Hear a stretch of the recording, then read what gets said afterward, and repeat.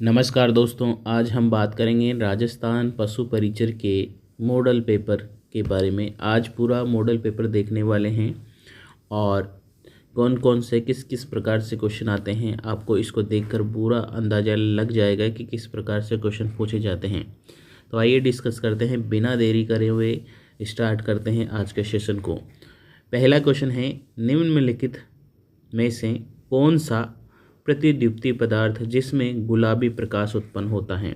तो यहाँ पर देखिए 4 ऑप्शन हैं आपके सामने, cadmium, zinc silicate, magnesium tungstate, zinc beryllium silicate. अब ये 4 ऑप्शन में से क्या आंसर हैं?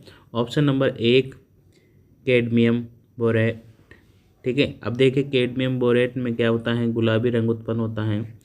जिंक सिलिकेट में हरा रंग उत्पन्न होता है और मैग्नीशियम में हल्का नीला रंग उत्पन्न होता है और जिंक बेरिलियम में पीला रंग उत्पन्न होता है। तो व्याख्या भी आज हम देखने वाले हैं, हर क्वेश्चन को पूरा समझने वाले हैं। तो आइए सेकंड क्वेश्चन लेते हैं और सेकंड क्वेश्चन को समझते हैं। डायोड वोल्ट का उपयोग किस रूप में होता है? ऑप्शन आपके सामने है दोस्तों, प्रद्वर्तक, दिष्टकारी और संसूचक। तो यहाँ पर ऑप्शन नंबर सी यहाँ राइट है, दिष्टकारी। डायोड वोल्ट होता है वोल्ट, उसका उपयोग दिष्टकारी यानी कि रेक्टिफायर के रूप में होता है। इसके द्वारा प्रत्यावर्ती धारा को दिष्ट धारा में बदला जाता है। और डायोड वोल्ट का उपयोग होता है प्रद्वर्तक, दोलिस्त, प्रेषी और संसूचक की तरह किया जाता है। तो यहाँ पर ऑप्शन नंबर सी हो जाता है। नेक्स्ट हम बात करें अगले क्वेश्चन की, चुंबकीय प्लक्स एक्सआई मात्रक क्या होता है? चुंबकीय प्लक्स का जो एसआई मात्रक होता है वो क्या होता है? ऑप्शन आपके सामने टेस्ला हैं, वॉट हैं, ओम है, वेवर हैं। तो यहाँ पर वोट इसका आंसर हो जाएगा, वाट होता है। ठीक है, विद्युत धारा का एसआई मात्रक क्या होता है? वॉट होता है। ठीक है, व्याख्या देख लेते हैं। विद्युत धारा यानी कि विद्युत शक्ति का एसआई वोल्ट होता है मात्रक, और विद्युत परिपथ में ऊर्जा के क्षय होने की दर विद्युत शक्ति कहलाती है। चुंबकीय प्लक्स का एसआई मात्रक होता है वेवर, और चुंबकीय क्षेत्र का एसआई मात्रक होता है टेस्ला, और प्रतिरोध का एसआई मात्रक होता है ओम। प्रतिरोध का एसआई मात्रक क्या होता है? ओम होता है। तो ये देखिए बहुत ही अच्छे से समझ में आ जाएंगे सारे क्वेश्चन। यहाँ पर एक क्वेश्चन के साथ 4 क्वेश्चन आपको मिल रहे हैं। बहुत ही अच्छा टॉपिक आज हम डिस्कस कर रहे हैं, बहुत अच्छा पेपर सोल्व कर रहे हैं आज। अच्छा कुछ पेपर है दोस्तों। यांत्रिक ऊर्जा को ध्वनि ऊर्जा में परिवर्तन करने वाला यंत्र है विद्युत सेल, माइक्रोफोन, लाउड स्पीकर या सितार। तो यहाँ पर इसका आंसर हो जाएगा सितार। यांत्रिक ऊर्जा को ध्वनि ऊर्जा में परिवर्तन करने वाला यंत्र कौन सा है? सितार है। नेक्स्ट हम बात करें इनकी व्याख्या के बारे में, तो सितार यांत्रिक ऊर्जा को ध्वनि ऊर्जा में बदलता है। लाउड स्पीकर होता है जो विद्युत ऊर्जा को ध्वनि ऊर्जा में उत्पन्न करता है, और माइक्रोफोन जो हमने यूज किया है वह ध्वनि ऊर्जा को विद्युत ऊर्जा में बदलता है। विद्युत सेल रासायनिक ऊर्जा को विद्युत ऊर्जा में बदलता है। तो यहाँ पर ये भी अच्छा क्वेश्चन है। नेक्स्ट हम बात करें अगले क्वेश्चन को, और अगले क्वेश्चन लेते हैं, बहुत ही इंपॉर्टेंट क्वेश्चन है।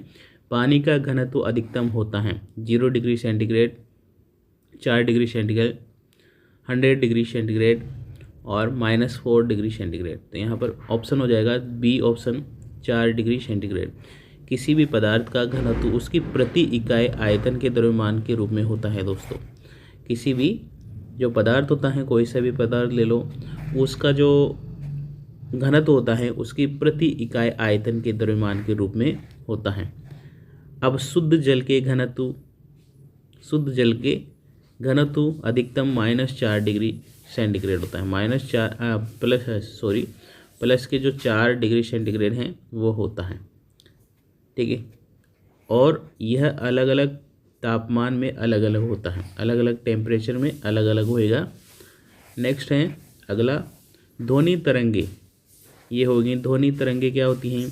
तिर्यक, लंबवत, आंशिक तिर्यक, आंशिक लंबवत, या पहले लंबवत फिर तिर्यक। तो यहाँ पर इसका कौन सा आंसर हो जाएगा? लंबवत होएगी। यानी कि ध्वनि तरंगे जो होएगी उसकी व्याख्या देखते हैं अब पहले। ध्वनि तरंगे अनुदैर्ध्य तरंगे होती हैं, अर्थात लंबवत होती हैं। इसकी उत्पन्न वस्तु में उत्पन्न होने होती हैं और ये लेकिन सब प्रकार से उत्पन्न कंपन ध्वनि उत्पन्न नहीं होती हैं। यह ध्वनि तरंगे आवर्ती परिसर के अनुसार 3 प्रकार की होती हैं: सर्वे तरंगे, असर्वे तरंगे और प्रासर्वे तरंगे। ये 3 प्रकार की ध्वनि तरंगे होती हैं। नेक्स्ट अगला क्वेश्चन है, निम्नलिखित में भविष्य का ईंधन किसे कहा जाता है? तो भविष्य का ईंधन कहलाता है हाइड्रोजन को। भविष्य का ईंधन किसे कहते हैं? हाइड्रोजन को। व्याख्या देख लेते हैं। हाइड्रोजन को भविष्य का ईंधन कहा जाता है। हाइड्रोजन का ऊष्मीयमान सबसे अधिक होता है, परंतु इसका जो घरेलू और औद्योगिक ईंधन के रूप में नहीं लिया जा सकता है क्योंकि यह सुरक्षित भंडारण कठिन है। ठीक है, हाइड्रोजन का जो ऊष्मीयमान होता है सबसे अधिक होता है, परंतु इसका जो उपयोग होता है घरेलू में नहीं कर सकते हैं, औद्योगिक इकाई के रूप में भी नहीं कर सकते हैं क्योंकि ये सुरक्षित करना अत्यंत कठिन है। इसका उपयोग अंतरिक्ष यानों में या उच्च ताप वाले ज्वालकों में किया जाता है। नेक्स्ट हम बात करते हैं अगला, निम्नलिखित में से कौन सी मिश्र धातु नहीं है? तो निम्नलिखित में से कौन सी मिश्र धातु है भाई? तो यहाँ पर देखिए, कांसा भी मिश्र धातु है, पीतल भी है और मृदा भी, जो मुद्रा होती है ना, करेंसी, वो भी मिश्र धातु हैं। तो यहाँ पर ग्रेफाइट मिश्र धातु नहीं होती हैं। ग्रेफाइट कार्बन के क्रिस्टलीय अपर रूप हैं। इसकी संरचना षटकोणीय जालिक सतह के रूप में होती है और यह विद्युत का सुचालक है। कांसा, पीतल, मुद्रा सभी मिश्र धातु हैं। ठीक है, कांसा, पीतल और मुद्रा सभी मिश्र धातु हैं। नेक्स्ट क्वेश्चन लेते हैं अगला, कैंसर के इलाज में प्रयुक्त होने वाली समस्थानिक हैं। कैंसर के इलाज में होने वाली समस्थानिक हैं तो वो हैं कोबास्ट। व्याख्या देखते हैं, कैंसर जैसे अनेक रोगों के ग्रस्त कोशिकाओं को नष्ट करने के लिए रेडियो सक्रिय समस्थानिक का उपयोग किया जाता है और कोबाल्ट के समस्थानिक का उपयोग कैंसर तथा मस्तिष्क में होने वाले जो ट्यूमर्स होते हैं उनको नष्ट करने के लिए किया जाता है। नेक्स्ट हम बात करते हैं अगले क्वेश्चन को, NaCl कौन से बंध द्वारा बंधित होता है? NaCl होता है आयनिक बंध होता है भाई। विद्युत संयोजक यौगिकों की 2 या विपरीत आवश्यक युग्म आयनों से निर्मित होते हैं जैसे कि Na और Cl। यह आधुनिक बंधे द्वारा जुड़े होते हैं। NaCl आयनों पर विपरीत आवेश की उपस्थिति के कारण दोनों सोडियम क्लोराइड बनाते हैं। नेक्स्ट देखते हैं, प्रोड्यूसर गैस में मिश्रण होता है।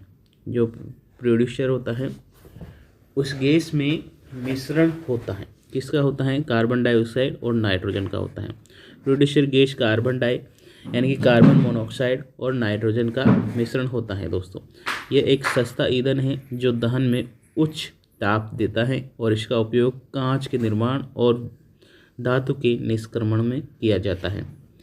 नेक्स्ट हम बात करते हैं कृत्रिम वर्षा के बारे में। कृत्रिम वर्षा को कराने के लिए उपयोगी है। कृत्रिम वर्षा को कराने के लिए सिल्वर आयोडाइड का उपयोग किया जाता है। सिल्वर आयोडाइड का उपयोग कृत्रिम वर्षा के लिए होता है और सिल्वर जो क्लोराइड होता है उसका उपयोग होता है फोटोक्रोमेटिक कांच बनाने में और सिल्वर ब्रोमाइड का उपयोग होता है फोटोग्राफी में। सिल्वर नाइट्रेट का उपयोग होता है प्रयोगशाला में अभिकर्मक के रूप में।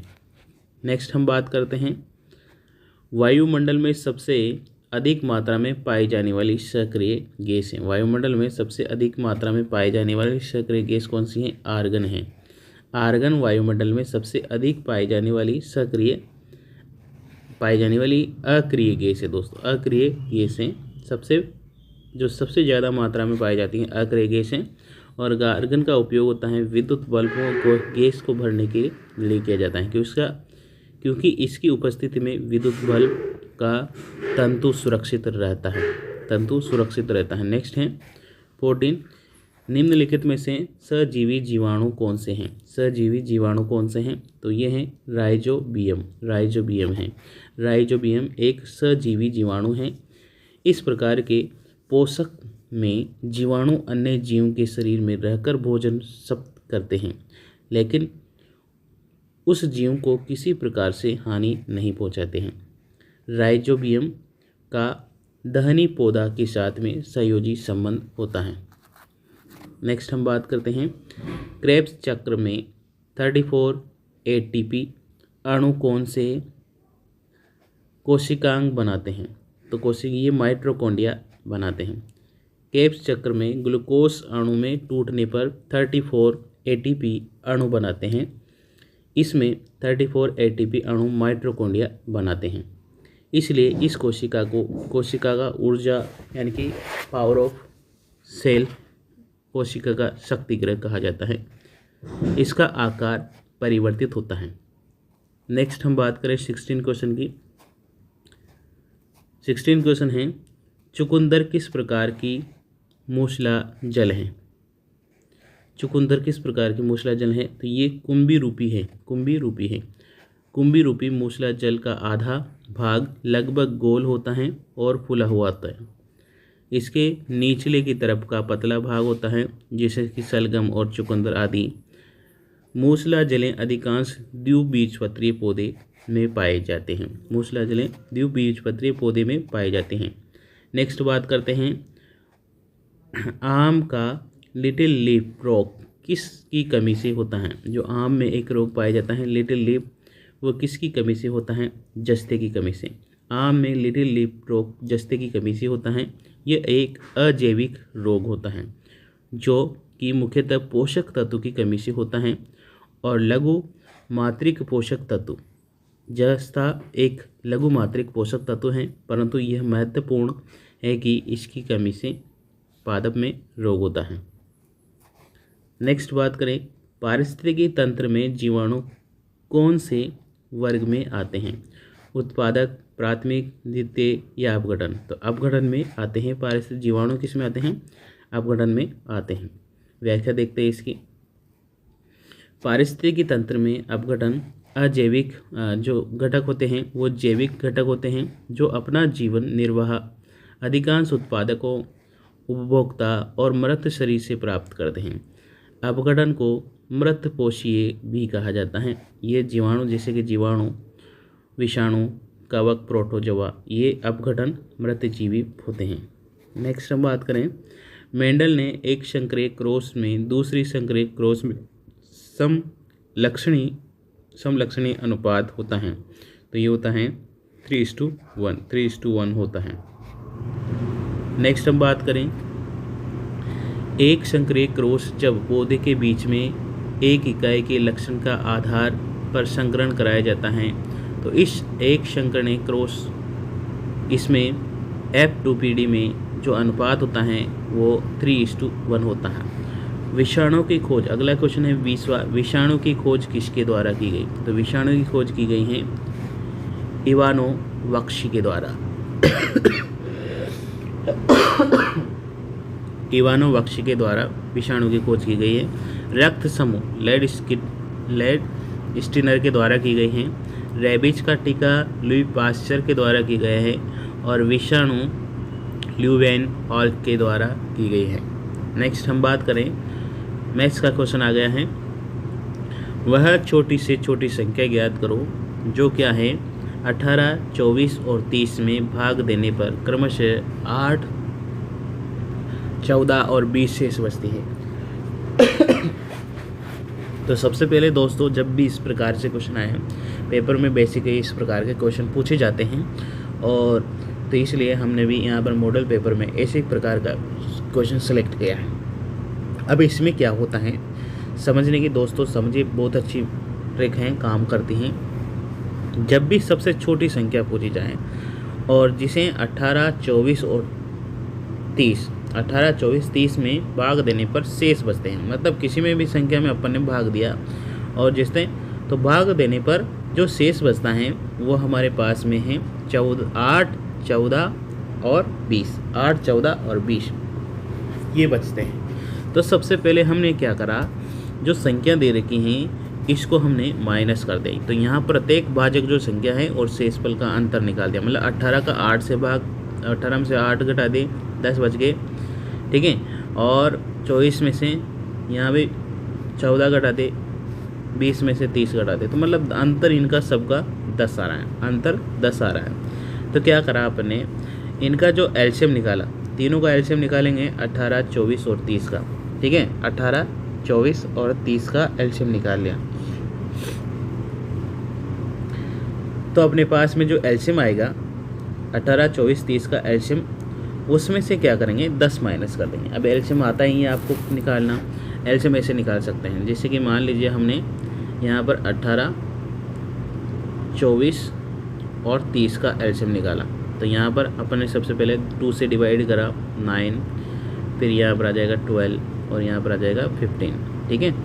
फिर अपन ने 2 से डिवाइड किया तो 9 का 9 आ जाएगा, 12 हो जाएगा 6 टाइम और 15 का 15, फिर 2 से डिवाइड करेंगे तो यहाँ पर आ जाएगा 9 और यहाँ 3 और यहाँ क्या आ जाएगा 5, फिर 3 से डिवाइड करेंगे तो नीचे आ जाएगा 3, 1 और 5। अब इनको मल्टीप्लाई कर देंगे, 2 को 2 से मल्टीप्लाई किया 4, 4 को 2 से मल्टीप्लाई किया अपन ने 8, 8 को अपन ने इससे मल्टीप्लाई किया 3 से 24, 24 को अपन ने 15 से मल्टीप्लाई करा, यानी कि एलसीएम निकालना आपको आता है पहले से, ये हम कहते हैं, ठीक है। अब यहाँ पर देखिए, तो यहाँ पर आ जाएगा आपका 360, 360 में से आपने 10 माइनस कर दें जो अंतर है, जो भी अंतर है, तो यहाँ पर 350 है वो यहाँ पर आंसर हो जाएगा, 350 आंसर हो जाएगा।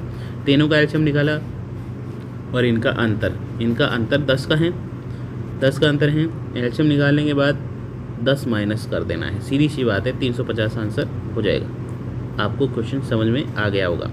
एलसीएम निकाल के भी बता रखा है, देखिए पहले 2 से डिवाइड किया तो 9 और 12 और यहाँ 15 बचेगा, ठीक है,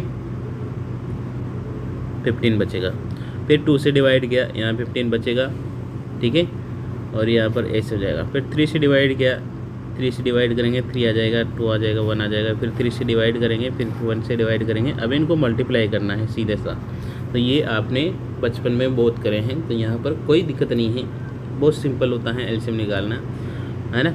अगर नहीं भी समझ में आया तो आप कमेंट सेक्शन पर ज़रूर लिखें, क्योंकि अगर नहीं समझ में आ रहा है दोस्तों एलसीएम निकालना, एचसीएफ निकालना, तो हम आपको एक छोटे से वीडियो और बहुत सारे वीडियो आपके लिए बना सकते हैं समझाने के तौर पर आपको एलसीएम किस तरह से निकालते हैं। नेक्स्ट, तो यहाँ पर आप क्वेश्चन समझ में आ गया होगा, एलसीएम निकाल दिया। अब यहाँ पर देखिए 22वां क्वेश्चन है हमारे सामने, 222 मल्टीप्लाई 22 और 2, यानी कि 22 को अपन ने मल्टीप्लाई किया 222 से और 222 को मल्टीप्लाई किया 2 से, ठीक है। अब इसका आंसर निकालना है, तो बेसिकली सबको पता है कितना आंसर आने वाला है, कोई बड़ी बात नहीं है, मल्टीप्लाई तो करना है। तो मल्टीप्लाई कर दिया और मल्टीप्लाई करने के बाद अपन ने आंसर आ गया 9768, 9768, यानी कि ऑप्शन नंबर ए में ही राइट है। नेक्स्ट हम बात करते हैं अगले क्वेश्चन की, और अगला क्वेश्चन हमारे सामने है, ममता के पास 100 रुपये 200 रुपये के कुल 80 नोट हैं, जिसका मूल्य 10,000 रुपये है। इसमें से 100 रुपये के नोट कितने हैं? अब देखिए यहाँ पर उसके पास टोटल कितने पैसे हैं, 10,000 रुपये हैं, जिसमें 100 रुपये के नोट और 200 रुपये के नोट हैं। तो अपन को 100 रुपये और 200 रुपये के नोट पता करने हैं, कितने नोट 100 रुपये के हैं, तो 100 रुपये के नोट कितने हैं, ठीक है। तो सबसे पहले हमने क्या कर लिया, समझना यहाँ पे, हमने सबसे पहले मान लिया कि उसके पास 100 रुपये के एक्स नोट हैं। अब 200 रुपये के अपन ने मान लिए, उसके पास टोटल 80 नोट ही हैं। कितने नोट हैं? 80 नोट हैं। उसमें से एक्स नोट अगर 100 रुपये वाले हैं, तो बचे हुए नोट कितने के होंगे, एक्स 100 जो 180 माइनस एक्स होंगे वो 200 रुपये वाले होंगे, ठीक है। तो अपन ने यही कर दिया कि 100 नोट मान लिया, 100 रुपये वाले एक्स नोट हैं, प्लस 200 के 80 माइनस एक्स नोट हैं, तो टोटल मिला के अपने पास 1 रुपये बन जाए हैं 10,000 रुपये। अब 100 एक्स और 200 को इनसे मल्टीप्लाई किया तो 16,000 माइनस 200 एक्स। अब 100 एक्स और 200 एक्स में से माइनस किया तो 100 एक्स बचेंगे, और 10,000, 16,000 में से 10,000 माइनस किया तो 6,000 बचेंगे। अब अपने x से डिवाइड किया तो 6,000 में डिवाइड किया अपने, तो यहाँ पर बच जाएगा कितना, 60। ठीक है, वापस से समझ लीजिए दोस्तों, वापस समझा देते हैं कि अपने पास में 100 हैं, ये 100x मान लिया अपने, प्लस 200 रुपये के नोट हैं अपने पास में, x 80 माइनस x, और टोटल मिला के 10,000 बनते हैं।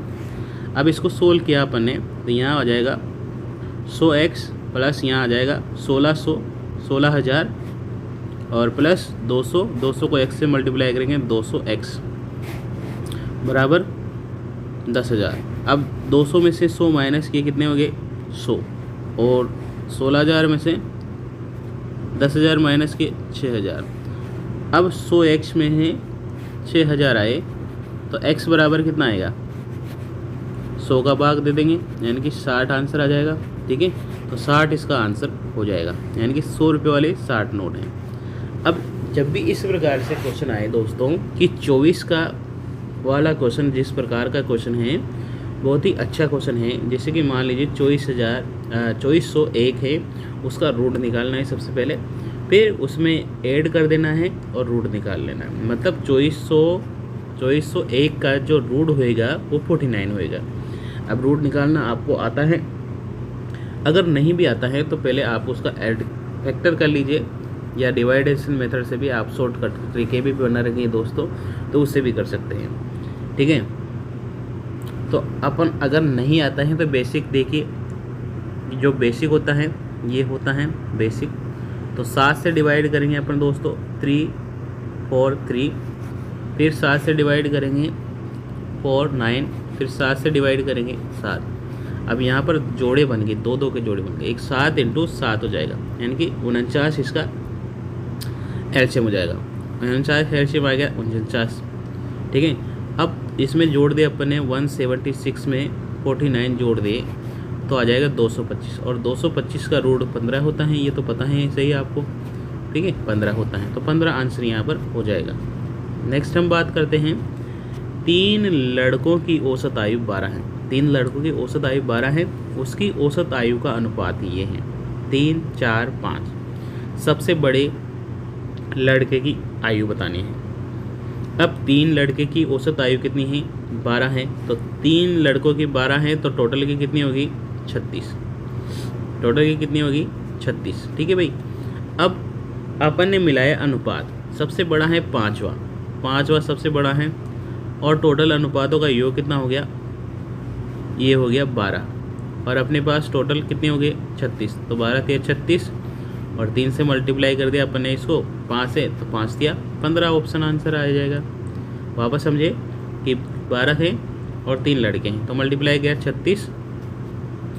अपन ने क्या करा, टोटल अनुपात कितने हैं, ये है 12 है टोटल, और सबसे बड़ा कौन सा है होगा, 5वें नंबर का, तो 5 का हो जाएगा, 12 से कट जाएगा 3 बार, और 3 को मल्टीप्लाई किए 15 आंसर आ जाएगा। सिंपल है। नेक्स्ट हम बात करें, एक संख्या 64 से उतनी अधिक है जितनी कि 86 से कम है, तो ज्ञात करें। अब 64 से उतनी अधिक हैं जितनी 86 से कम है, तो यहाँ पर क्या करेंगे, बेसिक क्वेश्चन है कि अपने एक संख्या जो x मान रही है वो 64 से 64 उतनी कम है, मतलब x में से 64 घटा दिया, बराबर होगा 86 में से x घटा दिया। अब दोनों संख्याओं को तो प्लस करना है अपन को, और उसका आधा कर देना है, सीधी सी बात है। जब भी इस प्रकार से क्वेश्चन आए, दोनों को प्लस करके उसका आधा कर दो, यानी कि 75 आंसर हो जाएगा। नेक्स्ट हम बात करें, जितेंद्र सुनील से उतना छोटा है जितना कि वह मनोहर से बड़ा है। यदि सुनील मनोहर की आयु से 42 वर्ष का योग है तो जितेंद्र की आयु कितनी होगी। ठीक है, अब यहाँ पर देखिए, जो सबसे बड़ा है जितेंद्र, उसमें से अगर मनोहर की आयु को घटा दें और मनोहर की जो जितेंद्र की आयु को घटा दें, है ना, जितेंद्र की आयु को घटा देंगे सुनील की आयु से। जितेंद्र सुनील से बड़ा है ना, तो बड़ा कौन है, सुनील। छोटा है, जितेंद्र छोटा है, तो जितेंद्र को माइनस करना है। अब जितेंद्र सुनील से छोटा है कि बड़ा, जितेंद्र मनोहर से छोटा है, तो दोनों की आयु बराबर हैं, यहाँ पर देखिए सिंपल सी, यहाँ पर है जितेंद्र सुनील से छोटा है, तो सुनील से छोटा है तो जितेंद्र, और मनोहर बड़ा है, जिससे मनोहर बड़ा है, और सुनील मनोहर से क्या है, सुनील मनोहर से बड़ा है, ठीक है। तो सुनील जो होगा जितेंद्र, उससे मनोहर छोटा होगा। अब टोटल मिला के यहाँ पर 2G आ गया, और जो मनोहर हैं उसकी जो आयु है उनका योग है अपने पास में 42, तो 42 है तो उसका आधा कितना होगा 21, तो यहाँ पर 21 आंसर हो जाएगा। नेक्स्ट हम बात करते हैं, किसी वस्तु का भाव 20% की वृद्धि होने पर उस वस्तु की खपत में कितने प्रतिशत की कमी की जा सके। तो यहाँ पर क्या करना है आपको, सीधा सा 20 वर्ष की वृद्धि हो गई है, अब खपत में कम करना है, तो 20/120 × 100, ठीक है। अब यहाँ पर देखिए 0 से 0 कट जाएगा, 6 से आ जाएगा ये, है ना, 16 × 6 = 96, तो यहाँ पर ऑप्शन नंबर 1 यहाँ पर राइट हो जाएगा। जब भी इस प्रकार के क्वेश्चन आएंगे प्रतिशत आ जाए, पहले प्रतिशत और खपत में कमी करनी हो तो 120 करना है और 100 करना है, ठीक है, बहुत सिंपल है। आंसर आ जाएगा 16 से 2/3। नेक्स्ट है, एक कमीज का अंकित मूल्य है 800 रुपये, 2 क्रमागत बट्टे देने पर बाद में इसका मूल्य होता है 544। तो यदि दोनों दूसरे बट्टे में 15% हो तो पहला बट्टा कितना होगा।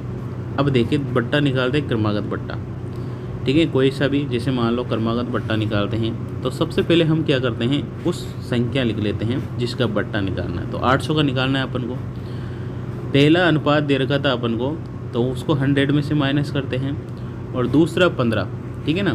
तो यहाँ पर देखिए बिल्कुल सीधा सा है फंडा कि 800 है अपने पास में, सीधा सा, और एक अनुपात अपन को निकालना है तो उसको 100 में से माइनस करना है अपन को, सीधी सी बात है, ठीक है। और एक अनुपात 15 दे रखा है तो 15 का 85 हो गया, कम कर दिया अपन ने, और अपने पास आ गया 544। अब इसको सोल्व कर देंगे, आंसर आ जाएगा, x का मान निकल जाएगा 20%। बस सोल्व करना है, बाकी फंडा आप समझ गए।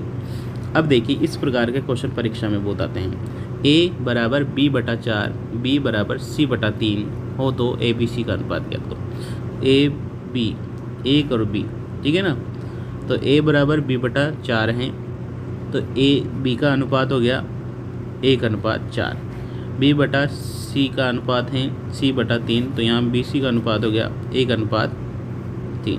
अब इस रेशो में देखो, जब अपन इस प्रकार से क्वेश्चन करे हैं तो ABC का अनुपात निकालने के लिए AB लिख दिया पहले, AB का अनुपात, और इधर संख्या जितनी भी जो संख्या आएगी ना उसको आगे बढ़ा दो, 4 है तो 4 लिख दो, 5 है तो 5 लिख दो। दूसरा है BC का अनुपात, BC का अनुपात 1/3 है। अब इधर जो संख्या आएगी उसको इधर बढ़ा दो, ठीक है। अब इनको क्या कर लो, मल्टीप्लाई कर लो, आपस में मल्टीप्लाई करो। वापस समझिए, जैसे कि A, B और C यहाँ पर दोनों हैं, तो यहाँ पर AB का रेशो दे रखा है 1:4 और BC का रेशो दे रखा है 1:3, ठीक है। अब इसमें क्या करेंगे, यहाँ पर 1 है तो यहाँ पर भी 1 लिख देंगे, यहाँ 4 हैं तो इधर आगे भी 4 लिख देंगे, ठीक है, तो 4 लिख देंगे। अब इसको मल्टीप्लाई कर लेंगे तो ये तो हो जाएगा, क्या हो जाएगा, ये तो हो जाएगा 1, और ये मल्टीप्लाई करेंगे ये हो जाएगा 4, और इनको मल्टीप्लाई करेंगे ये हो जाएगा 12, तो रेशो हो जाएगा 1, 4 और 12, 1, 4, 12 यहाँ पर आंसर हो जाएगा। तो ऑप्शन नंबर जो है अपने पास में 1, 4, 12 वो है बी ऑप्शन में, बी ऑप्शन में ये राइट है। नेक्स्ट हम बात करते हैं अगले क्वेश्चन की। अगला क्वेश्चन है, राकेश ने 40,000 निवेश करके व्यापार प्रारंभ किया, 9 महीने बाद 90,000 रुपये की राशि के साथ में संदीप व्यापार में शामिल हो गया, ठीक है। 2 वर्ष बाद इनके लाभों का बंटवारा क्रमशः अनुपात में होगा, ठीक है। तो पहले अपन को इसका अनुपात निकालना है। देखिए राकेश है, एक संदीप है। राकेश ने 40,000 रुपये लगाए, अब 2 साल के लिए लगाए तो 24 महीने हो गए। संदीप है 90,000 रुपये लाया और कितने महीने के लगाया, 9 महीने बाद, 24 में से 9 गए तो 15, ठीक है। अब मल्टीप्लाई कर देंगे, पहले 0 से 0 काट दिया अपन ने, 4 0 है तो चारों 0 काट दे, और 4 को 8 से मल्टीप्लाई कर दिया, ठीक है, या फिर 4 से भी काट दिया अपन ने यहाँ पर, 24 से भी काट दिया 3 बार 8 बार, और ये 24 से काट दिया 8 से काट दिया 8 से, हाँ, तो यहाँ पर 32 आ जाएंगे और दोस्तों यहाँ पर आ जाएंगे अपने पास में 45। तो 32 45 यहाँ पर राइट हो जाएगा ऑप्शन नंबर डी में। ठीक है, वापस काट के दिखाएं, चलो वापस काटते हैं। यहाँ था 40,000 था और 24 था यहाँ। ठीक है, और इधर था कितना था, वापस लिख देने, इधर जगह नहीं है। 24 को अपन ने 40,000 से मल्टीप्लाई किया और इधर किया अपन ने 90,000 को 15 से मल्टीप्लाई किया। 0 से 0 काट दी पहले तो, पूरी की पूरी 0। यहाँ बचा 9 और यहाँ बचा 15 और इधर बचा 24 और इधर बचा 4, 24 4 बचा है। ठीक है, अब 3 से काट देते हैं 8 बार, तो 8 चौक 32 हो जाएगा इधर, तो इधर 32 हो जाएगा और 3 से काट दे 3, यहाँ हो जाएगा 45। ठीक है, तो 32 45 आंसर हो जाएगा। नेक्स्ट हम बात करें अगले क्वेश्चन की। ए बी मिलकर 15 दिन में कोई काम करते हैं, बी सी मिलकर 12 दिन में काम करते हैं, तो सी की तुलना में ए दुगना अच्छा काम करता है। तो ए का अनुपात निकालना है। तो इस प्रकार से इस कर से ए और बी मिलकर दोनों काम करते हैं तो 15 दिन काम करते हैं, और बी और सी मिलकर 12 दिन काम करते हैं। ठीक है, अब इन दोनों का एलसीएम निकालेंगे अपन। ठीक है,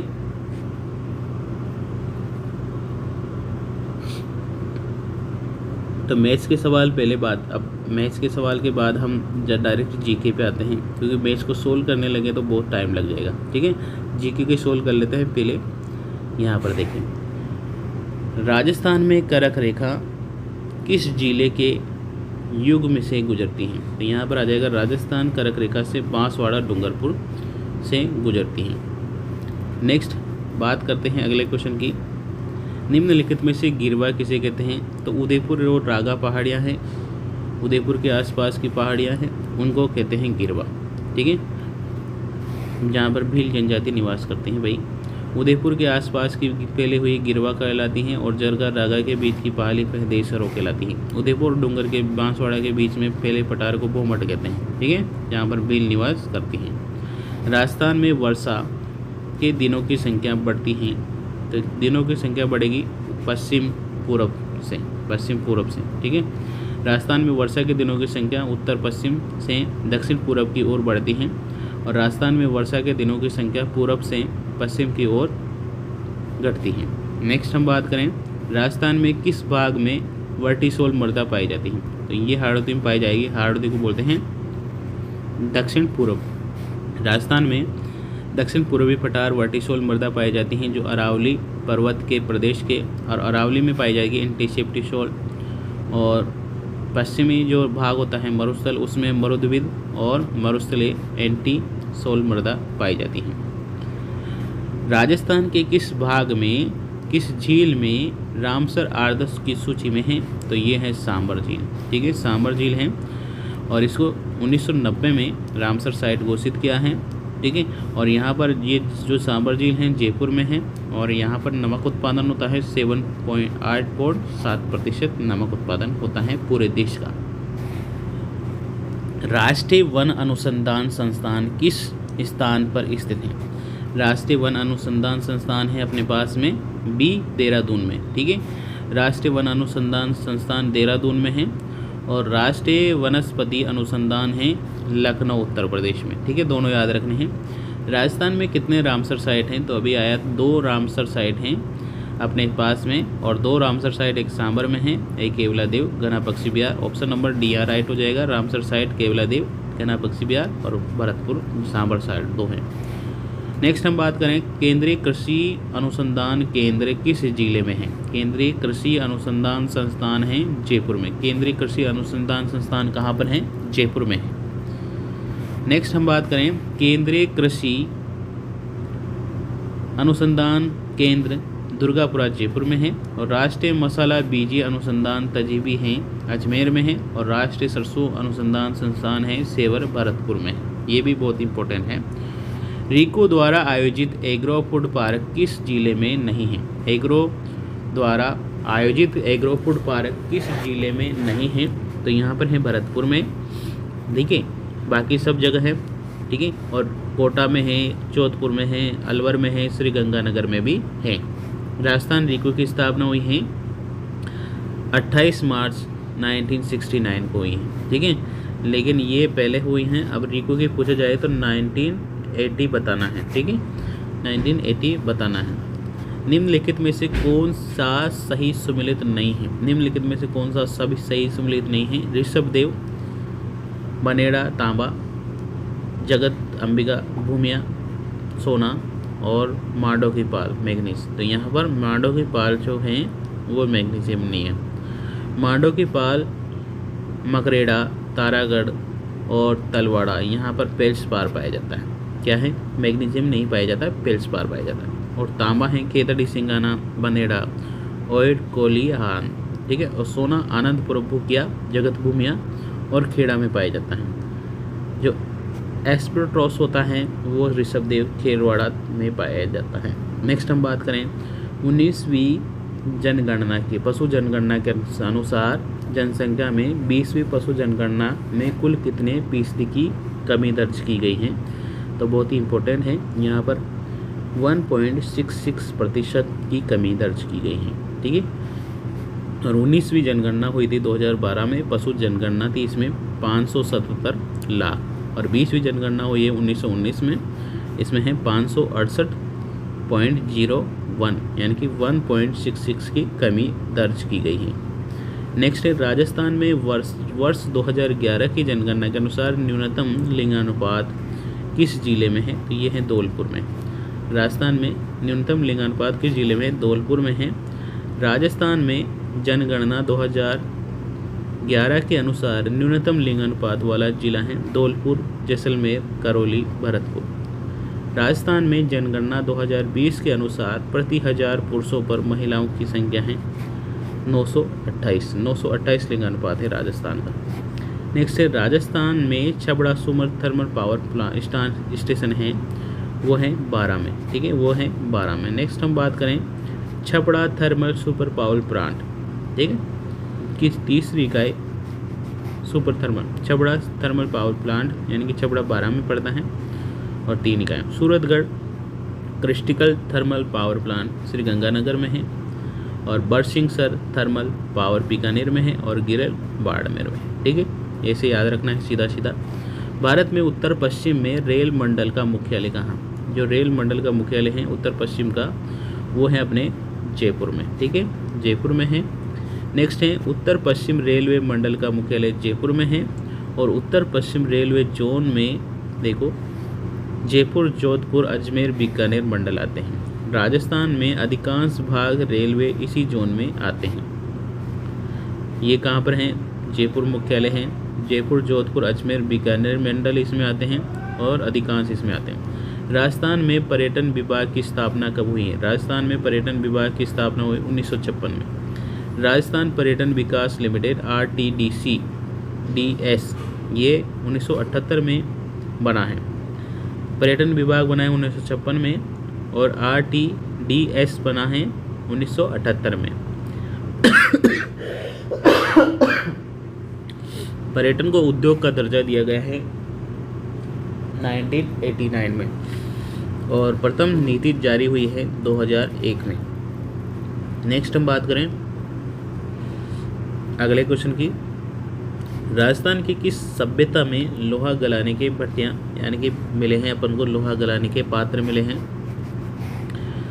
वो मिला है अपन को बालाथल सभ्यता से। लोहा गलाने की भट्टियों के अवशेष बालाथल सभ्यता से मिले हैं। बालाथल सभ्यता उदयपुर के 42 किलोमीटर मंगला गांव में बसा हुआ है। तांबा गलाने की भट्टियों के अवशेष अपन को आहट सभ्यता से मिले हैं। नेक्स्ट है अगली है चंद्रावती सभ्यता की खोज किसने की? चंद्रावती सभ्यता की खोज किसने की? ये की है कर्नल जेम्स टोड ने, ठीक है। चंद्रावती सभ्यता की खोज 1822 में कर्नल जेम्स टोड के द्वारा की गई। 1980 में महाराज सियाजीव गायकवाड़ विश्वविद्यालय बड़ौदा पुरातत्व विभाग के प्राचीन शहर से संबंधित सर्वे किया गया, और चंद्रावती सभ्यता जो बढ़ती है पानी सिरोही माउंट आबू में उसकी तिलहटी पर माउंट आबू में पड़ती है। किस नदी के किनारे गणेश्वर में ताम्र सभ्यता के अवशेष मिले हैं? कौन सी नदी है? वो है कातली नदी। कातली नदी के किनारे है गणेश्वर सभ्यता। नीम का थाना कातली नदी में ताम्र संस्कृति के महत्वपूर्ण सभ्यताएं ये, और गणेश्वर सभ्यता से अत्यंत मात्रा में तांबे के उपकरण मिले हैं, जिसके कारण भारत में इसे ताम्र सभ्यता की जननी कहा जाता है। क्वेश्चन आएगा परीक्षा में, ताम्र सभ्यता की जननी किसे कहा जाता है? गणेश्वर सभ्यता। नेक्स्ट है 59 क्वेश्चन है, निम्नलिखित ग्रंथों में से महाराजा कुंभा द्वारा रचित ग्रंथ नहीं है। तो महाराजा कुंभा के द्वारा कौन सा ग्रंथ रचित नहीं है? तो यहाँ है राजपल्लव। राजपल्लव उसके साहित्यकार थे, एक शिल्पी थे मंडन, उसके द्वारा रचित है। जबकि महाराजा कुंभा के द्वारा रचित ग्रंथ है संगीत संगीत मीमांसा, सुंड प्रबंध, रसिक प्रिया कामराज, रतिसार, चंडी शतक, टीका और संगीत रत्नाकर। ये ग्रंथ महाराणा कुंभा के द्वारा रचित हैं। रूठी रानी के नाम से प्रसिद्ध है। रूठी रानी के नाम से कौन प्रसिद्ध हैं? तो ये है उमादेव। मालदेव की पत्नी हुआ करती थी। मालदेव की पत्नी थी 1536 में जैसलमेर के राजा लूणकरण सर की पुत्री थी उमादेव। इनका विवाह हुआ था। इतिहासकार इसे रूठी रानी के नाम से जाना जाता है। इस घटना के बाद मालदेव और उमादेव का संबंध बिगड़ गया और उमादेव रूठ कर ताजा जो उदयपुर में अजमेर में तारागढ़ है उसमें रहने लग गई थी, और रूठ कर वहीं पर रहने लग गई थी, इसलिए रूठी रानी कहते हैं उमादेव को। इसकी पुत्री है लूणकरण सर की, जैसलमेर की पुत्री। किसकी पत्नी थी? मालदेव की। ठीक है। नेक्स्ट हम बात करें खानदेव का। खानवा का युद्ध महाराणा सांगा संग्राम सिंह और किसके बीच में हुआ था? ये हुआ था महाराणा सांगा। कौन महाराणा सांगा की सेना में शामिल नहीं था? कौन सा क्वेश्चन है अपने पास में? महाराणा सांगा और बाबर के बीच में हुआ था ये। और कौन शामिल नहीं था? तो ये हकीम का सूरी शामिल नहीं था।